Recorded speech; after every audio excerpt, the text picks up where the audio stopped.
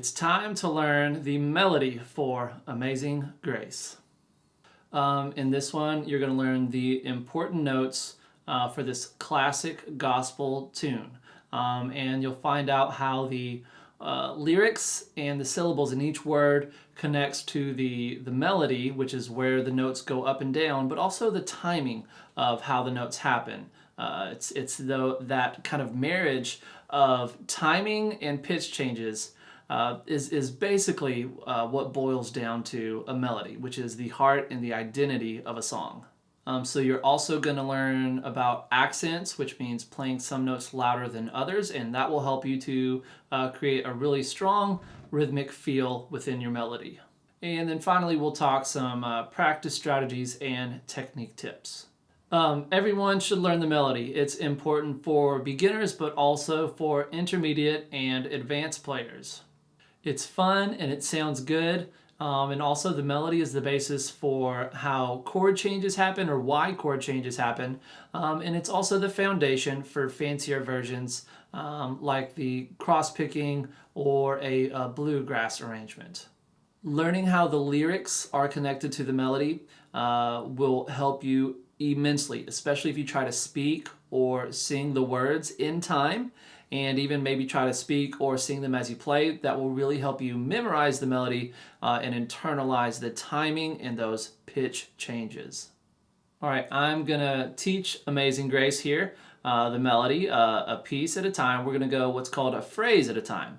Now a phrase is just like when we're talking about language, it's like a little short kind of sentence, right? So we're gonna do like a musical sentence at a time, and since we're talking about the lyrics as well, you're really gonna see how a lyrical sentence can tie into a musical sentence and how they connect.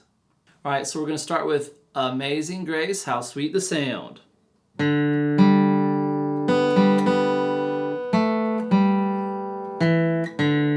Okay, so let's start with Amazing Grace. We're going to start on the D string, then to the G, so that's and then we've got Zing Grace. So the Z of Amazing actually has two notes. Goes B to G. And then we're going to go back to the B string for Grace. Again, trying to sing it if you can. If not, just speaking the rhythm will really help you. Amazing Grace. Right, now we're going to go to How Sweet the Sound. It's on the G string, 2nd fret to open. That's How Sweet. And then 2nd fret to open on the D string. The sound. How sweet the sound. If we put those together, we have our first musical sentence, our first phrase.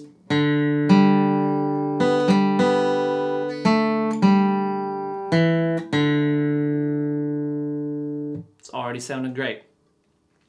Take this a piece at a time, a word at a time. At first, you might not even have timing at all going, right? We're just going like a syllable at a time, one step at a time, right? So what you will do is just prepare your pick on whatever string you want to play. Our first note's on the D string, so I'm going to have my pick on the D ready to go. So if nothing else, I'm going to hit that first note of the melody and probably get it. Right, so and now we've got this quick one, Z-ing, right? That's a quick switch, so you might have to just practice that repeatedly. And you might need to go slower than that. That's fine. You've got to go at your own speed, go a step at a time, and try to enjoy the sounds you're making as you go through this process. Remember, it's a process. It's not something you just get and have. It takes time, so take your time. All right, this next phrase, that saved a wretch like me. This is great because part of it we've already learned. So the words are different, but this part of the melody has part of the first phrase in it again. That saved a wretch, right? It's the exact same notes. That saved D-G. So another one where the gets two notes. We go open B to G. And then wretch is on that B string. And then for the like me, that cool part of the melody where it goes to that high note, We've got 2 notes here of the D chord. If you're familiar with that, you can get your D chord down. If not, we're going to go 2nd fret of the G string, and then 3rd fret of the B string. And we're just going to play those 2 notes. Like me, that saved a wretch like me. Okay, now me is held out for several beats. To get the timing, if you're using TuneFox, it will help you a lot to use that focus feature on just that measure and the measure after it.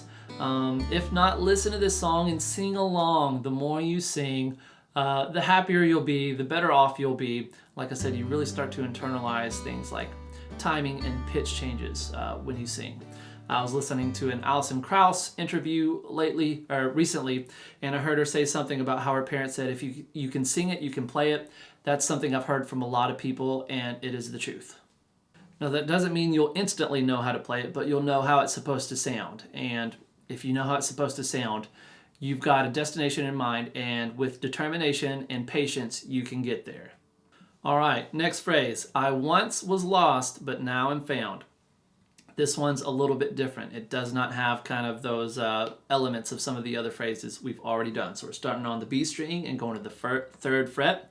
I once. We do have another one where we've got 1 word, 1 syllable, and 2 notes. Was, right? So 3rd fret to open. I once was lost. And lost is on the G string. All right, then we've got the but now am found. We're going to go open D to G. But now am found. So am is on the 2nd fret of the D string, and then we go to open D. But now am found. All right, so that whole phrase, I once was lost, but now I'm found. I once was lost, but now am found. All right, the last phrase does have some elements that we're familiar with, so this will come a little bit quicker. It's just that second half of it we have to worry about. The words here was blind, but now I see.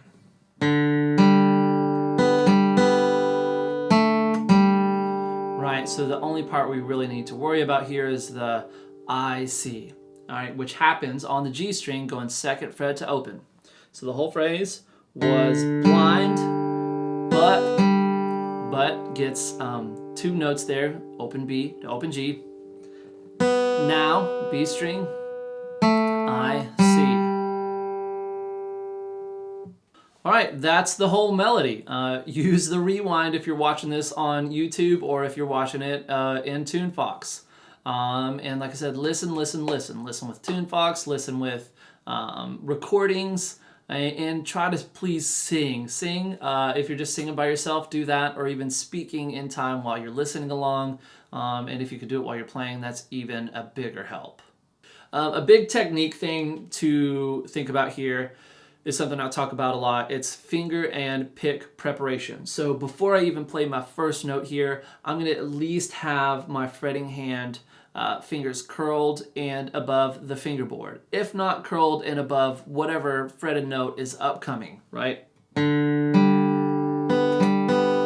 So my first fretted note is on the 2nd fret of the G string. So my finger is curled, ready to go right above that G string, right above that 2nd fret.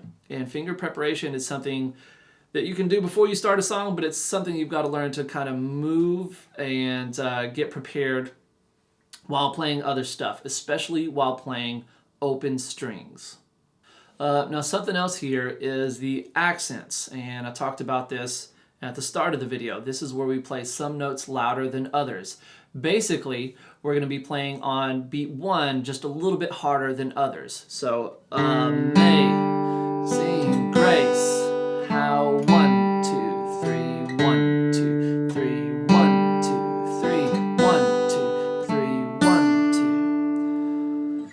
Now in TuneFox, we have the little accents, which is a greater than sign above each of those beats that you should kind of try to stress or accent. And by the way, try these accents after you have the basics down. Do not try to do all the hard stuff from the get-go. okay? But after you can kind of play it, then play around with these accents. And if you're able to add them in, you'll really get a strong rhythmic feel, and it'll start to kind of, you'll feel that sway of the waltz timing, which makes you kind of want to go back and forth and dance. Now, a good way to practice this is just by using the focus feature if you're on TuneFox. So loop one measure, and you'll really start to get the feel of it, and it'll be a lot less overwhelming if you're just playing the same set of notes when trying to incorporate this new pick hand technique.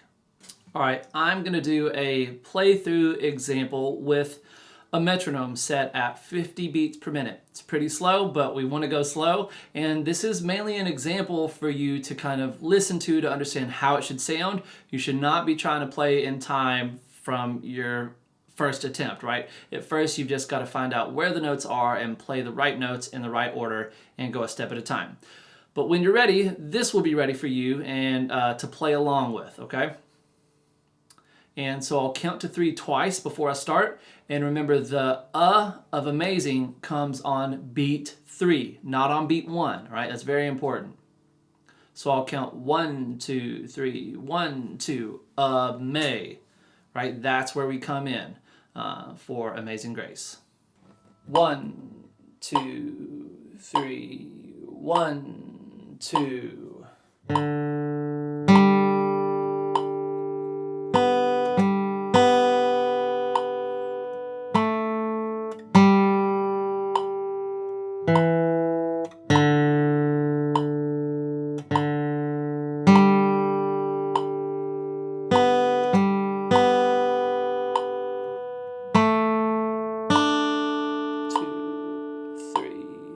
One, two.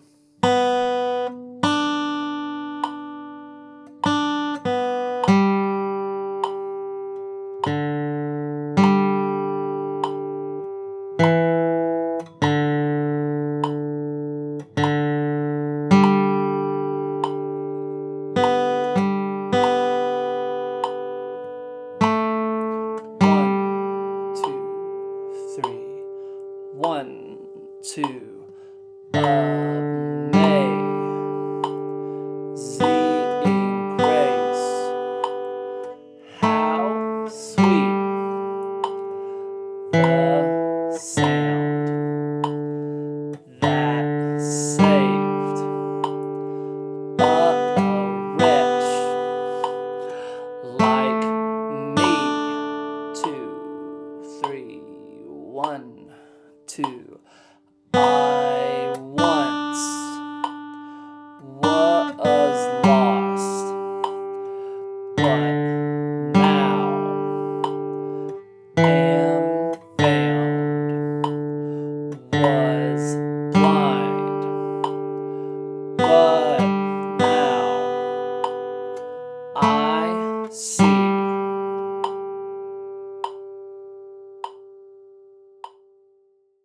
All right, that's about everything that you need to learn and play the melody for Amazing Grace pretty well. I gave you a lot of tips throughout that whole thing about how to practice, whether that's repeated listening through recordings or with TuneFox, or if you're on TuneFox, using the focus feature and the tempo slider. The biggest help is going to be singing or saying these lyrics when you're listening to the song or when you're listening with TuneFox.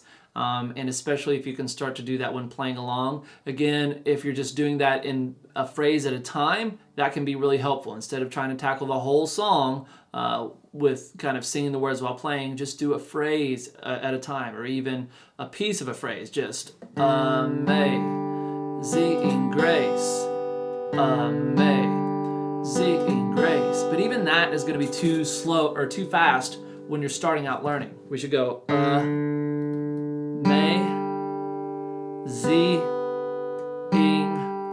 grace, and then do some repetitions, right? So you want to get it right several times in a row before you start trying to go faster. All right, so your next steps. You can check out the basic cross-picking or even the full cross-picking arrangement. With either of these, if they seem tough, use the difficulty slider. And you might need to slide it all the way to the left so that you get a very easy version It's pretty much just the basic melody. And then you can add difficulty bit by bit using the difficulty slider, or you can use the TuneFox tutor to help guide your practice session. And you can even add difficulty like a measure at a time using that edit measure window. So you want to just take things at your pace, at your speed. Now, if you like to sing, I think it would be a great also next step to check out the rhythm because you can learn that basic boom, chuck, chuck rhythm and start to accompany yourself as a singer, or if you plan on playing with others or jamming with others, that basic rhythm skill is hugely important and can be a lot of fun once you get it down. All right, that's all we have for the melody here of Amazing Grace. I really hope you all enjoyed it, so keep picking and stay tuned.